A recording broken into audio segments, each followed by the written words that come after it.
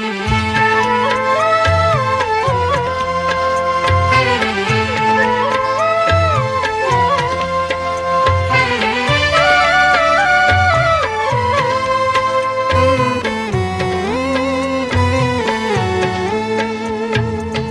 manusia, hormati ibumu yang melahirkan dan membesarkanmu.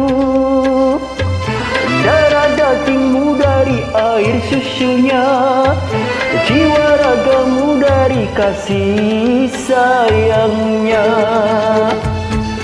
Dialah manusia satu-satunya yang menyayangimu tanpa ada batasnya.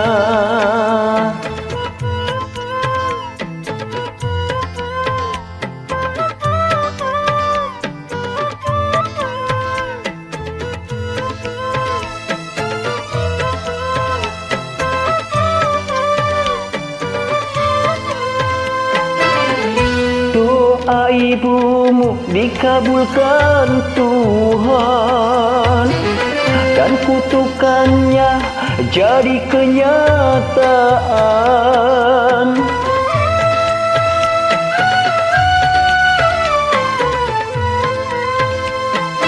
Ridho ilahi karena ridhonya, murka ilahi karena murkanya. Bila ku sayang pada kekasih, lebih sayanglah pada ibumu. Bila kau patuh pada rajamu, lebih patuhlah pada ibumu. Bukannya gunung tempat kau meminta, bukan lautan tempat kau memuja, bukan pula dukun tempat kau menghibah, bukan kuburan tempat memohon doa.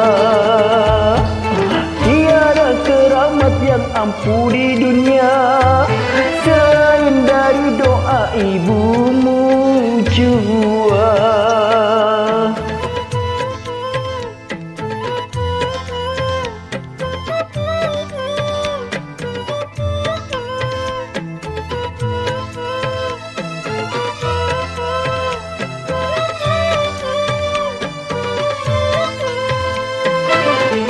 Doa ibumu dikabulkan Tuhan dan kutukannya jadi kenyataan.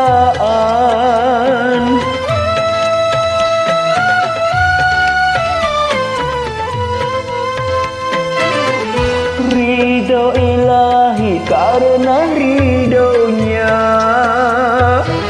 murka ilahi karena murkanya.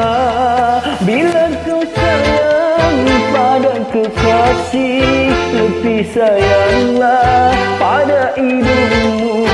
Bila kau patuh pada rajamu, lebih patuhlah pada ibumu. Bukannya gunung tempat kau meminta, bukan lautan tempat kau memuja, bukan pula dukun tempat kau menghibah, bukan kuburan tempat memohon doa. Tiada keramat yang ampuh di dunia selain dari doa ibumu jua. Hormati ibumu.